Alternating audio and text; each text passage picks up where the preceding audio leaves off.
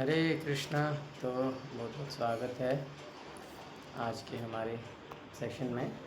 और आज हम चर्चा करने वाले हैं श्रीमद् भागवतम से एक श्लोक 11वें स्कंद के 20वें अध्याय का 17वां श्लोक। बड़ा इम्पोर्टेंट श्लोक है और बहुत ही मतलब हमें इसको समझना चाहिए बड़े अच्छे से। तो शुरू करते हैं। ओम नमो भगवते वासुदेवाय। ओम नमो भगवते वासुदेवाय। ओम नमो भगवते वासुदेवाय। नारायणं नमस्कृत्यं नरं चैव नरोत्तमं देवीं सरस्वतीं व्यासं ततो जयमुदीरयेत्।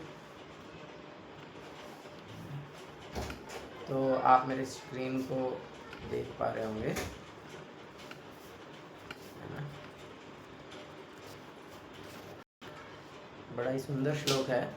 एक बार मैं बोलूँगा और आप पीछे पीछे दोहराइएगा अपना माइक ऑन करके।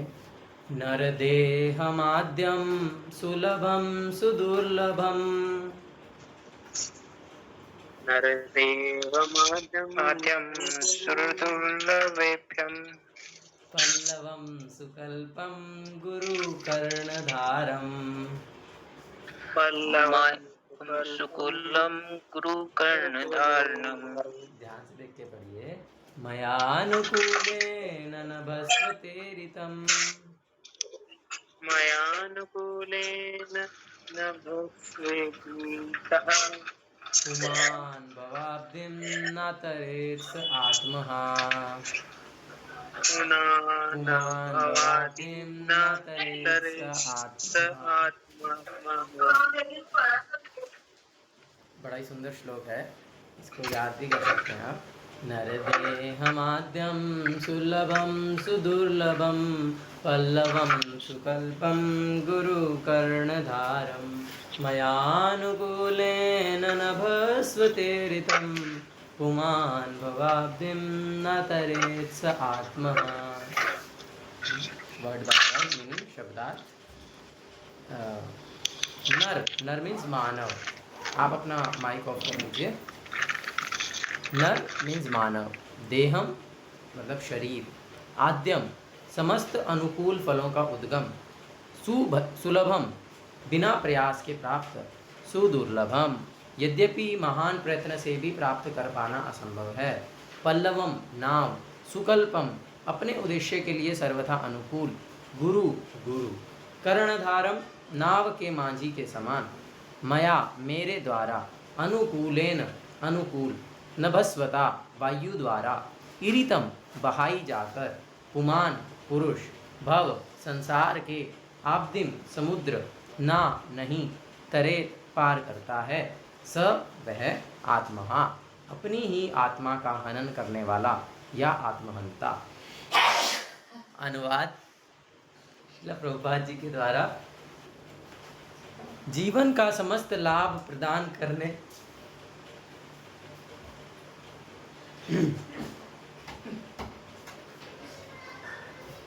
जीवन का समस्त लाभ प्रदान करने वाला मानव शारीरिक शरीर प्रकृति के नियमों द्वारा स्वतः प्राप्त होता है, यद्यपि यह अत्यंत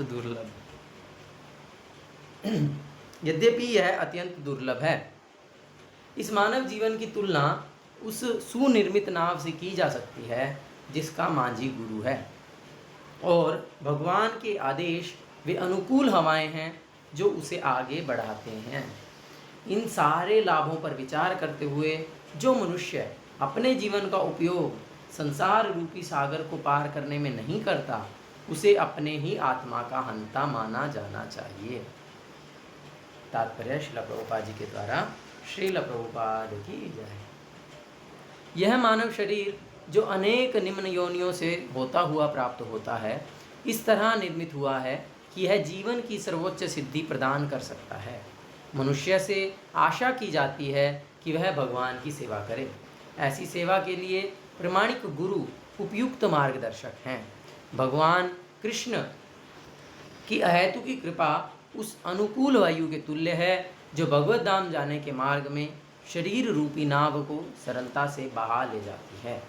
भगवान कृष्ण अपने वैदिक वांग्मय में उपदेश देते हैं, गुरु के माध्यम से बोलते हैं और अपने निष्ठावान भक्त को भक्त के हृदय के भीतर से प्रोत्साहित करते हैं, आगाह करते हैं और उसकी रक्षा करते हैं। भगवान द्वारा ऐसा दयामय मार्गदर्शन निष्ठावान भक्त को तेजी से भगवत धाम के पथ पर ले जाता है। किंतु जो यह नहीं समझ पाता कि मनुष्य शरीर भव सागर को पार करने के लिए उपयुक्त नाव है, उसे गुरु स्वरूप माझी को स्वीकार करने की आवश्यकता प्रतीत नहीं होती और वह भगवान की कृपा रूपी अनुकूल वायु को नहीं समझ पाता। इस तरह उसे मानव जीवन का लक्ष्य प्राप्त करने का अवसर नहीं मिल पाता। वह आत्महित के विपरीत कर्म करने से जल्दी जल्दी अपनी ही आत्मा का हंता बन जाता है। हरे कृष्ण। कुछ समझ में आया? अब हम इसको डिटेल में चर्चा करेंगे। तो बड़ा ही सुंदर जो है ये श्लोक है, बहुत ही गुह्य तत्व है। अगर हम केवल इस श्लोक को समझ लेंगे तो हम बहुत कुछ समझ में आ जाएगा। केवल नर देह माध्यम सुलभम सुदुर्लभम, कि जो मनुष्य का शरीर जो हमें अभी प्राप्त हुआ है, अभी हमें सुलभ हो गया है। नर देह माध्यम सुलभम, जो अभी सुलभ हो गया है, अभी बड़ी सरलता से बड़ी आसानी से मुझे मिल गया है, ये वास्तविकता में क्या है? ये सुदुर्लभम। हाँ, दुर्लभ का क्या अर्थ है? जो मुश्किल है, जो कठिन है, सुदुर्लभम। और दुर्लभम मतलब जो बहुत कठिन है, और सुदुर्लभम जो कठिन से भी अधिक कठिन है। तो सुलभम सुदुर्लभम। और फिर क्या है ये पल्लवम सुकल्पम। पल्लवम मीन्स नाव और सुकल्पम मीन्स बहुत अच्छा ऑप्शन है। तो ये जो मनुष्य शरीर है ये हमारे पास बहुत अच्छा सुकल्प है, हमारे पास बहुत अच्छा विकल्प है, जिसका जो कि किसके समान है, किससे कंपेयर किया गया है? नाव से कंपेयर किया गया है। यहाँ पर बहुत सुंदर एनालॉजी दे करके समझाया गया है। जिस प्रकार से समुद्र है, तो अब समुद्र को पार करने के लिए एक बहुत ही इफेक्टिव, बहुत ही अच्छी नाव चाहिए। ऐसे ही किसी भी नाव से आप समुद्र को पार नहीं कर सकते हैं। उसके लिए आपको स्पेशली जो समुद्र को पार करने के लिए जो नाव बनाई गई है, उस नाव की आपको आवश्यकता है। तो और फिर उस नाव को चलाने वाला, उस नाव को गाइड करने वाला आपको कोई व्यक्ति चाहिए, जिसको उस समुद्र की नॉलेज है, जिसको उस तट की नॉलेज है, उस दूसरे किनारे की नॉलेज है जहाँ पर उस नाव को लेकर के जाना है ना। और जो है, क्योंकि समुद्र के जब बीच में नाव होगी तो चारों तरफ एक जैसे ही दिखेगा, चारों तरफ बस पानी पानी है और एंड हो रहा है बस। तो पता कैसे चलेगा किस तरफ जाना है? तो कोई गाइड करने वाला होना चाहिए कि किनारा उस तरफ है, तुम्हारी मंजिल उस तरफ है, उस तरफ जाना है। उसे कर्णधार माझी बोलते हैं। और जो है फिर अनुकूल हवाएं, जब जो है नाव पर आपने देखा होगा जो समुद्र में नावें चलती हैं, उनके ऊपर बड़े बड़े झंडे लगाए जाते हैं, बड़े बड़े पर्दे लगाए जाते हैं। क्यों? क्योंकि जब हवा चलती है तो वो हवा क्या करेगी? वो हवा की दिशा में वो नाव आसानी से बह पाएगी। तो अगर मुझे जाना है ईस्ट की तरफ और हवा भी चल रही है ईस्ट की तरफ, तो मेरे लिए बड़ा आसान हो जाएगा जो है उस नदी, उस समुद्र को पार करना। जो है वो नाव जो है वो स्वतः ईस्ट में ही चलेगी, क्योंकि मैंने बड़े बड़े झंडे लगा के रखे हैं, वो हवा से ईस्ट की तरफ ही जाएंगे और मुझे ईस्ट में ही जाना था, है ना। तो इसीलिए वो बड़ा ही, उससे हमारा जो रास्ता है वो बड़ा ही सुगम बन जाएगा। तो इस प्रकार से हमको समझना चाहिए। लेकिन अगर किसी व्यक्ति को इतनी अच्छी नाव भी मिल गई, फिर उसमें बहुत अच्छा गाइड करने वाला व्यक्ति भी मिल गया और अनुकूल हवाएं भी मिल गई, लेकिन फिर भी वो दूसरे किनारे पहुंच नहीं पाया, फिर भी वो समुद्र को पार नहीं कर पाया, तो उसने तो अपना अपॉर्चुनिटी को वेस्ट कर दिया। अब हम इस एनालॉजी को समझते हैं कि यहाँ पर कैसे समझाया गया है। तो हम कौन हैं? है जी, कौन है आप? जीवात्मा। क्या है? मतलब आप ये तो पूछे हैं ना हमारा वास्तविक क्या है, तो जीवात्मा है। आत्मा है। तो हम क्या हैं? आत्मा है, जो कि अलग अलग शरीर जो है वो स्थानांतरित करती रहती है। तो उसमें मतलब कि हम वो पैसेंजर हैं जिसे इस समुद्र को पार करके जाना है। कौन से समुद्र को? भवसागर। भवसागर। हाँ, ये जो संसार भव सागर, मैं पहले एक्सप्लेन किया ना भव सागर का क्या अर्थ है, बताइए भव सागर का क्या अर्थ है निशांत प्रभु। तो ये जो जन्म डेथ जरा व्याधि ये सब सर्किल में चलता रहता है, इसे भव बोलते हैं, भव सागर, इसमें से निकलना। उसको भव कहते हैं, और क्योंकि ये सागर के समान इसमें से निकलना दुर्लभ है, इसीलिए इसे सागर से कंपेयर किया। तो ये जो सागर है वो भव सागर है, जन्म मृत्यु जरा व्याधि जो बार बार भव भव भव हो रहा है, हो रहा है, हो रहा है, उससे जो है मुक्त होने के लिए किसको मुक्त होना है, जीवात्मा को मुक्त होना है। और उससे मुक्त होने के लिए हाँ, अब हम क्या करते हैं, हम बहुत सारी नामों में बैठते हैं। जो शरीर हैं वो नाम हैं, लेकिन जो मनुष्य शरीर है वो पल्लवम सुकल्पम, वो इस समुद्र को पार करने की, इस भव सागर को पार करने की बहुत ही अच्छी नाव है। ये ऐसी नाव है जिसके माध्यम से हम सुगमता से इस भव सागर को पार कर सकते हैं। हमारे पास ये अवसर है।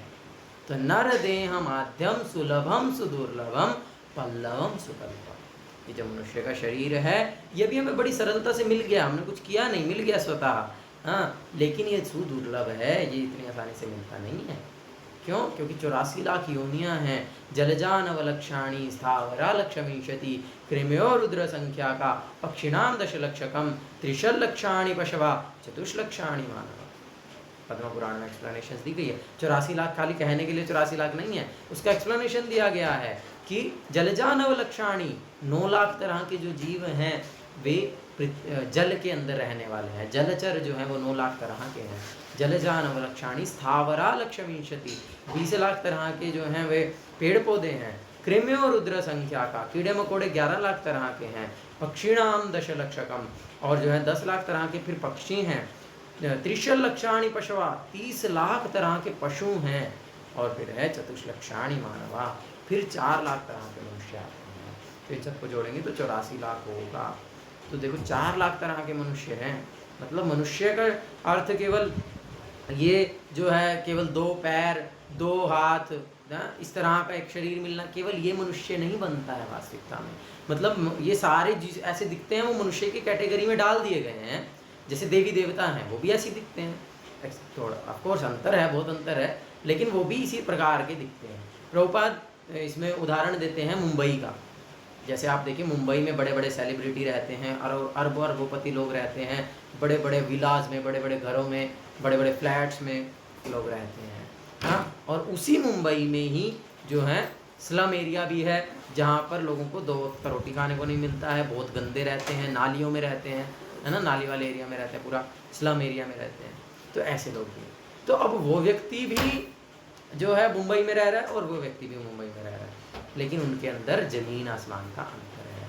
उसी प्रकार से देवताओं को, असुरों को, मनुष्यों को, सबको एक ही कैटेगरी में रखा गया है मनुष्य की, लेकिन वास्तविकता में उनमें बहुत जमीन आसमान का अंतर है। इस प्रकार से हम इसको समझ सकते हैं। तो 4 लाख प्रकार के मनुष्य हैं, उसमें से एक सिविलाइज्ड मनुष्य होना, उसमें से भी भारत भूमि में मनुष्य का जन्म पाना, और उसमें भी एक ऐसा एनवायरनमेंट पाना जहाँ पर हम भक्ति कर पा रहे हैं, भगवान के शुद्ध भक्त प्रभुपाद गुरु महाराज का संग प्राप्त कर पा रहे हैं, उनको समझ पा रहे हैं, हमारा भगवान के प्रति कुछ श्रद्धा है। तो ये दुर्लभ से भी दुर्लभ से भी दुर्लभ से भी दुर्लभ है। ऐसा मनुष्य जीवन हर किसी को नहीं मिलता है। तो यदि हमें इस प्रकार का मनुष्य जीवन प्राप्त हुआ है तो ये क्या है, पल्लवम सुकल्पम, ये बड़ी अच्छी नाव है जिससे हमें क्या करना है, इस भव सागर को पार करना है। हमारे जीवन का एकमात्र उद्देश्य है कि हमें इस संसार से मुक्त होना है। ये हमारा उद्देश्य होना चाहिए। दृढ़ हमको श्रद्धा होना चाहिए, इसमें दृढ़ हमको होना चाहिए, दृढ़ इच्छा रखनी चाहिए, निश्चय, उत्साहात निश्चयात धैर्यात, दृढ़ निश्चय होना चाहिए कि हाँ मुझे इस जन्म में भगवान के धाम जाना है, इस जन्म में मुझे भगवान को सेवा करना है, इस जन्म में मुझे इस संसार से मुक्त होना है, उसके अलावा मेरा कोई काम नहीं। ठीक है, हमारे दूसरे भी जो हैं वो भी करने हैं, इसका अर्थ ये नहीं कि वो छोड़ना ही है। ऑफकोर्स अगर हम सब कुछ छोड़ करके सर्वधर्मान परित्यज्य मामेकं शरणं व्रज, वो तो सर्वश्रेष्ठ है ही है, लेकिन अगर वो नहीं भी कर पा रहे हैं तब भी आवर प्रायोरिटी, हमारा जो प्रधानता है, सर्वश्रेष्ठ प्रधानता, वो हमारे इसी लक्ष्य के प्रति रहनी चाहिए, इस लक्ष्य से भटकना नहीं चाहिए। भगवान के धाम जाना है, संसार से मुक्त होना। तो अगर मेरा कोई दूसरा लक्ष्य है, इस लक्ष्य में बाधा बन रहा है, तो मुझे उस लक्ष्य को साइड करना चाहिए। इस बात को हमें बहुत गंभीरतापूर्वक लेना चाहिए। तो पल्लवम सुकल्पम, और उसको अब कैसे पार करेंगे? कौन हमें रास्ता दिखाएगा? कौन जो है हमें पार लेकर के जाएगा? वो है गुरु कर्णधारम, गुरु लेकर के जाएंगे। उसे बोलते हैं आध्यात्मिक गुरु, पिता जो हैं, आध्यात्मिक पिता जो हैं, वे जो हैं कर्णधार का कार्य करते हैं। कर्णधार जो है वो गाइड होता है, वो हमें गाइड करता है। और जो है जो भगवान है, अब जैसे अभी मुझसे कोई प्रश्न कर रहे थे, तो तभी मुझे ये श्लोक का स्मरण आया और मैं सोचा कि इसी श्लोक का हमें चर्चा करना चाहिए। तो बोले कि गुरु भगवान होते हैं क्या?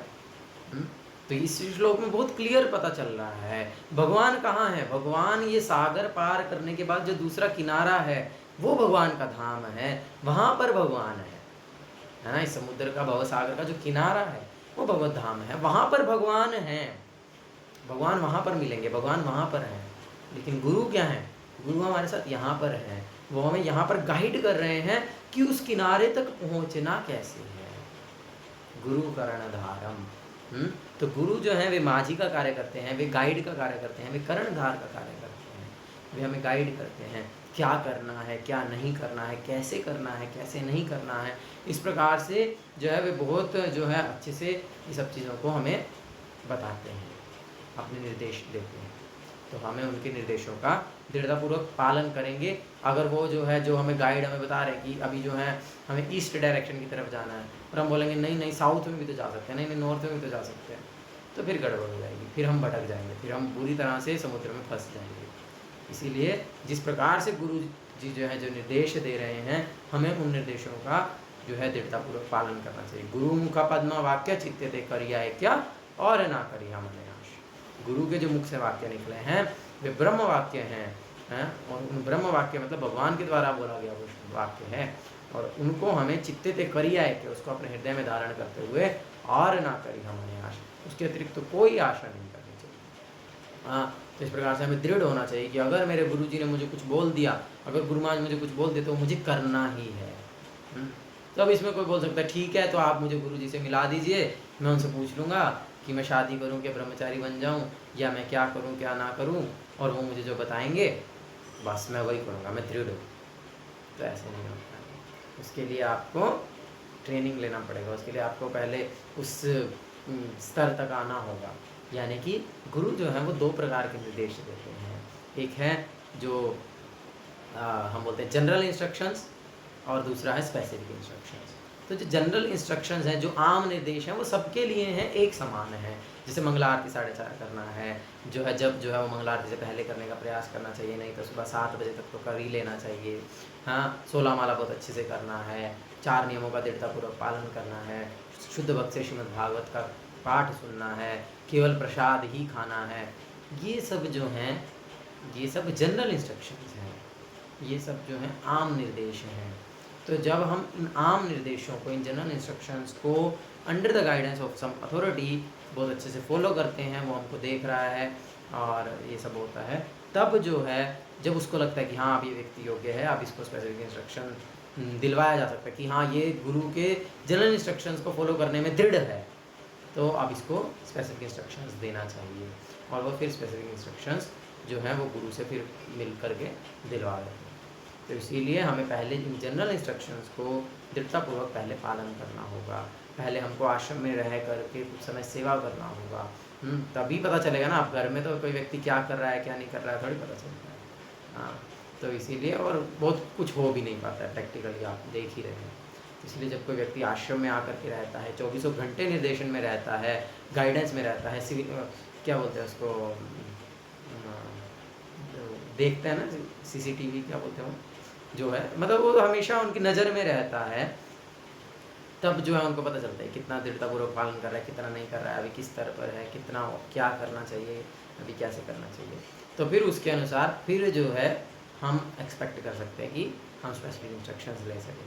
इसको अगर मैं शास्त्र प्रमाण दूँ मेरी बात को, तो आप देख सकते हैं भगवद गीता में भगवान क्या बोल रहे हैं 4थे अध्याय में, तद्विधि प्रणिपातेन परिप्रश्नेन सेवया उपदेक्षन्ति तद्ज्ञानं ज्ञानिनः तत्त्वदर्शिनः। डायरेक्टली प्रश्न नहीं करना है, जा करके तर्क नहीं करना है, सीधा पूछ नहीं लेना है। क्या करना है? तद्विद्धि प्रणिपातेन, पहले जो है भगवान को शरणागति गुरु को शरणागति करनी है। तद्विद्धि प्रणिपातेन, पहले गुरु को शरणागति करनी होगी। ये नहीं मैं तो इतना ही करूँगा, मैं तो ऐसे ही करूँगा, मैं तो ये हूँ, मैं तो वो हूँ, मुझे इतना ही अच्छा लगता है, ये सब चीज़ें नहीं चलेंगी। तद्विद्धि प्रणिपातेन, first you have to surrender. Bhakti starts with surrender. तो भक्ति जो है वो शरणागति से प्रारंभ होती है और पहली चीज़ है शरणागति। तो हमें जो है गुरु को सबसे पहली चीज़ है शरणागति करनी होगी, और शरणागति करके सेवा करनी होगी, सेवा करनी होगी। और जब हम इस प्रकार से विनम्रतापूर्वक शरणागति करके सेवा करेंगे तो क्या होगा? तो फिर परिप्रश्नेन, फिर प्रश्न पूछने का हमें अधिकार है। फिर हम पूछ सकते हैं कि भाई हाँ मैं क्या करूँ, मैं कैसे करूँ, मैं क्या करना चाहिए, क्या नहीं करना चाहिए। इस प्रकार से फिर हम जो है ये प्रश्न कर सकते हैं। और फिर है तद्विधि प्रणिपातेन परिप्रश्नेन सेवया, तब क्या होगा? तब वास्तविकता में उपदेक्षन्ति तद ज्ञानम, तब वो जो उपदेश देंगे उनसे जो ज्ञान हमें मिलेगा वो वास्तविकता में हमारे हृदय में रुकेगा। उपदेक्षन्ति तद ज्ञानम ज्ञानिना तत्वदर्शिना, क्योंकि वो जो गुरु हैं वो तत्वदर्शी हैं, वो ज्ञानी हैं, वो जानते हैं, वो उन्होंने तत्व का दर्शन किया है। इसीलिए वो अपने उपदेशों से हमें तत्व का दर्शन करवा सकते हैं, हमें ज्ञान दे सकते हैं। लेकिन वो ज्ञान हमारे हृदय में कब टिकेगा? जब हम तद्विद्धि प्रणिपातेन, शरणागति करेंगे, सेवा करेंगे और फिर प्रश्न करेंगे। इसीलिए हमें जो है ये सबसे पहले हमको करना है, पहले शरणागति करना है, पहले सेवा करना है, फिर प्रश्न करना है। कम से कम 2-3 साल तक जो है बस शरणागति करके जो गुरु जी के मिशन चल रहा है उसमें बस लग जाना है। तो जब दिखेगा कि हाँ भैया लगा हुआ है, ये गुरु जी को सेवा करने में लगा है, हेल्प कर रहा है दूसरे लोगों को जो सेवा करने में, फिर वो व्यक्ति जो है मिला देगा, हाँ देखिए गुरु महाराज जी कर रहा है, इससे आपको फॉलो कर रहा है, हाँ अब आप बताइए इसको क्या करना। या गुरु महाराज जब स्वयं देखते, ये कोई मटेरियल वो तो है नहीं कि भाई जब लीडर मिलवाएगा तभी आप मिलोगे, नहीं। गुरु जो है वे ये आध्यात्मिक संबंध है हमारा गुरु के साथ। तो गुरु हमको देख रहे हैं, हम कितना गंभीरतापूर्वक कर रहे हैं, हम कितना गंभीर हैं, हम क्या चाह रहे हैं, कर रहे हैं, दिख रहा है एक्सटर्नली बहुत अच्छे से कर रहे हैं, चाह क्या रहे हैं। बहुत सारे लोग इस्कॉन में धर्म जन्म सुंदरी भी चाहते हैं, हाँ बोल तो रहे हैं ना धर्म ना जन्म ना सुंदरी, लेकिन उद्देश्य वही है, अंदर में तो वही इच्छा है। हाँ, या फिर जैसे हमने तुलसी आरती चर्चा किया था, तो गुरु महाराज बोलते हैं ना, मोरा ये अभिलाष अमेरिका दिवस नयने हरि वो सदा अप्सरा रूप राशि। तो बोल रहे हैं बाहर से कुछ और, लेकिन अंदर में अगर ये इच्छा है फिर अलग बात है। लेकिन अगर हमारा वास्तविकता में गुरु को सेवा करने का इच्छा है, भगवान को सेवा करने का इच्छा है, गुरु से जो है एक डायरेक्ट रिलेशनशिप बनाने का हमारा इच्छा है, हम जो है गुरु को वास्तविकता में सेवा करना चाह रहे हैं, तो फिर हमारे गंभीर प्रयास को देख करके, हमारे उस भाव को देख करके गुरु हमसे स्वतः रेसिप्रोकेट कर लेंगे, स्वतः आदान प्रदान कर लेंगे। हाँ, और इसके लिए मैं पहले आपको बहुत सारे एक्सप्लेनेशन दे चुका हूँ ना। जब गुरु महाराज कुरुक्षेत्र में आए थे, वो पास टाइम मैंने आपको बताया था। ऑफकोर्स मैं तो कुछ भी गंभीरतापूर्वक नहीं कर पा रहा हूँ, लेकिन गुरु महाराज कितने कृपालु हैं, किस प्रकार से वो कृपा किए थे मैं एक्सप्लेन किया था, याद है ना? बोलिए।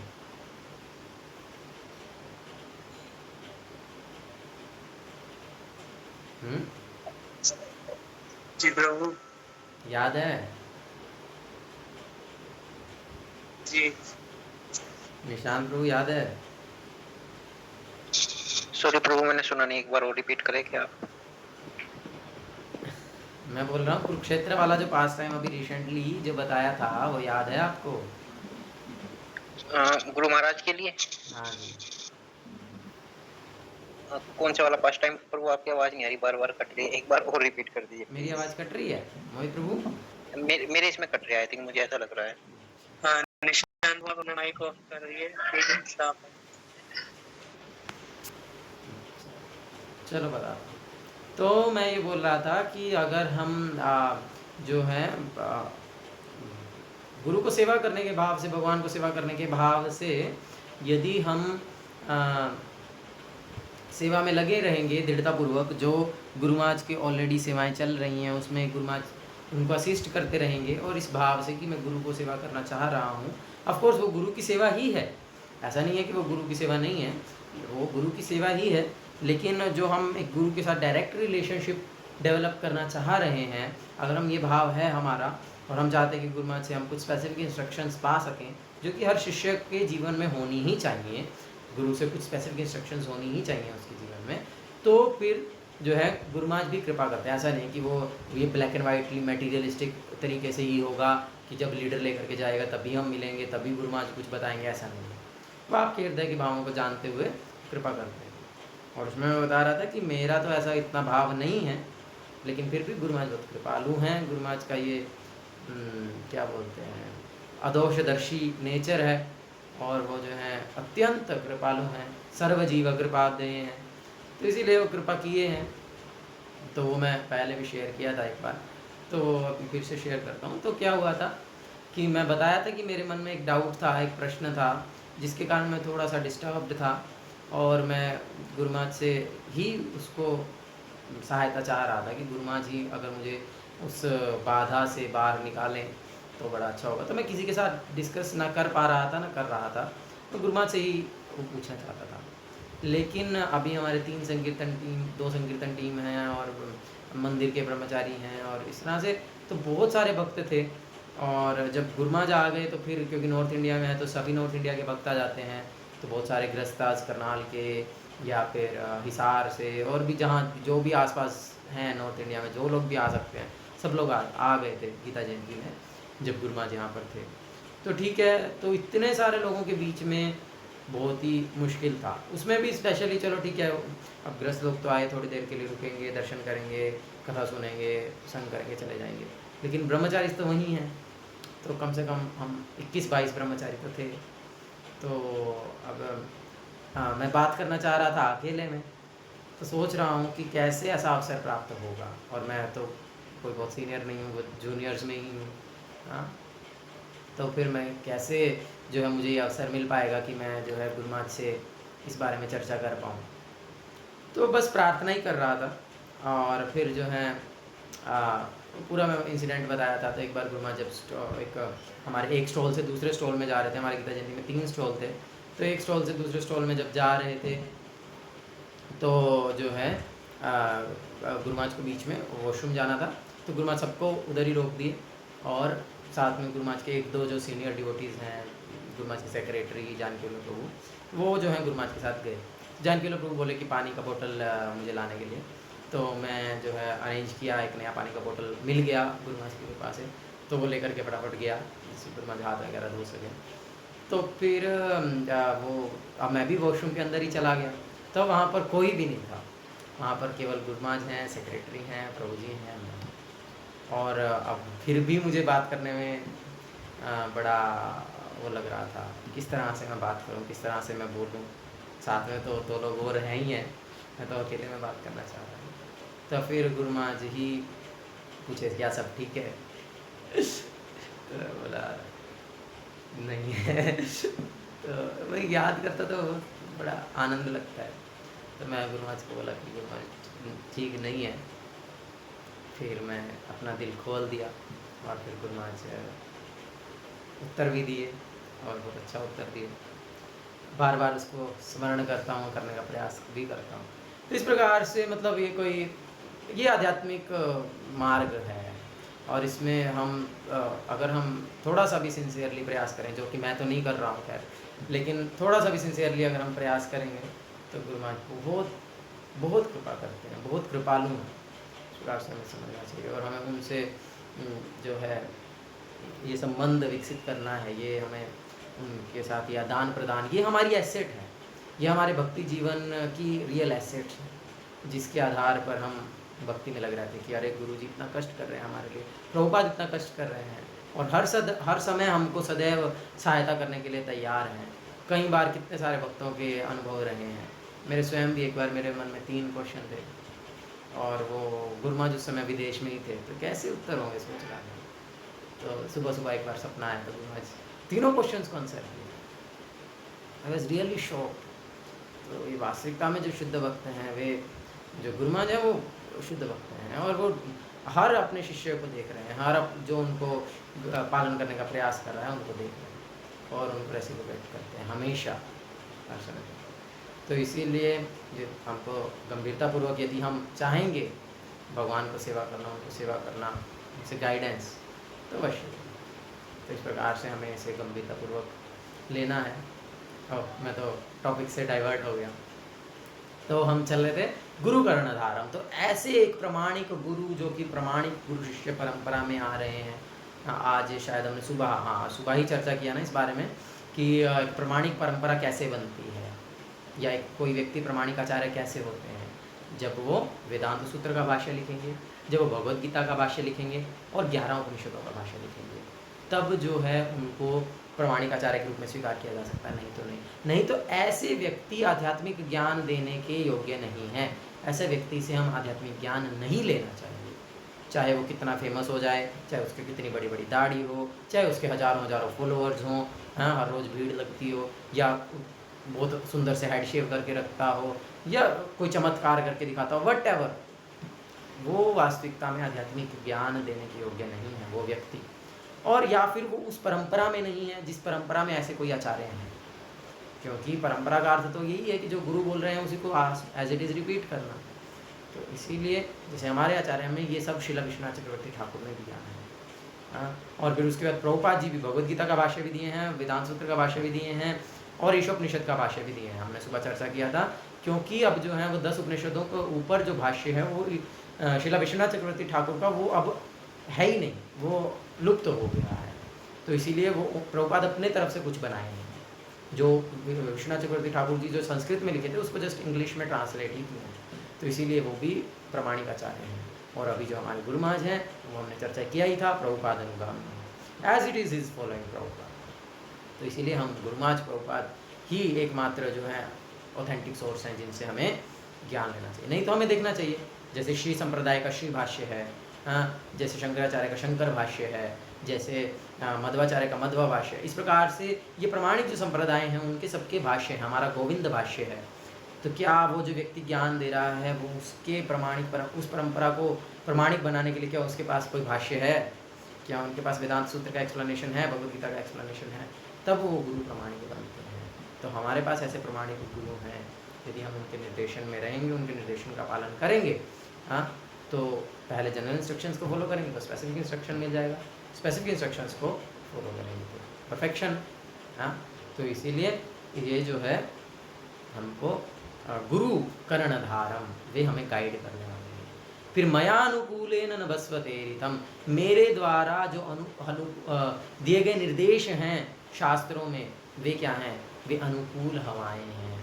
तो भगवान के द्वारा अनुकूल हवाएं क्या हैं? हमने एनालॉजी में चर्चा किया। तो अनुकूल हवाएं हैं भगवान के द्वारा दिए गए निर्देश।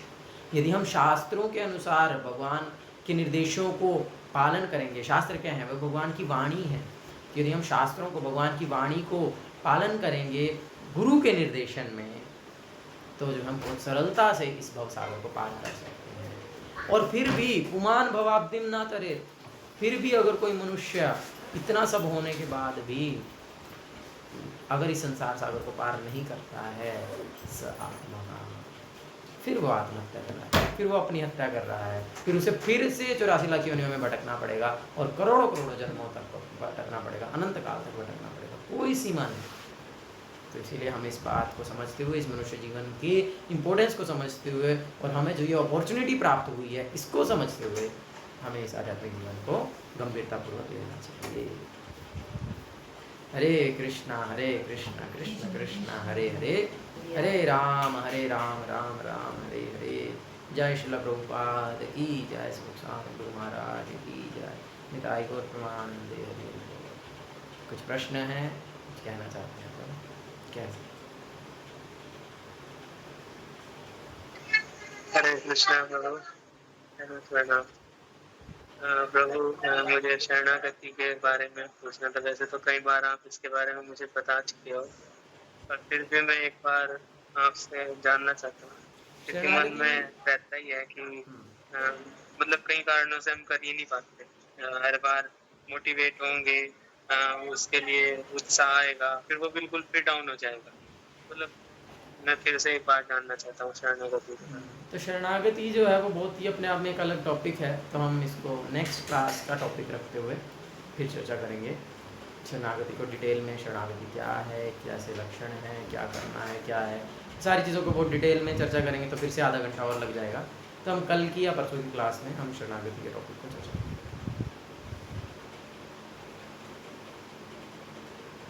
ठीक है। जी प्रभु। और कुछ किसी का? नहीं प्रभु, इसी के बारे में पूछना है। तो ठीक है, यहीं तक रखते हैं आज। हरे कृष्ण।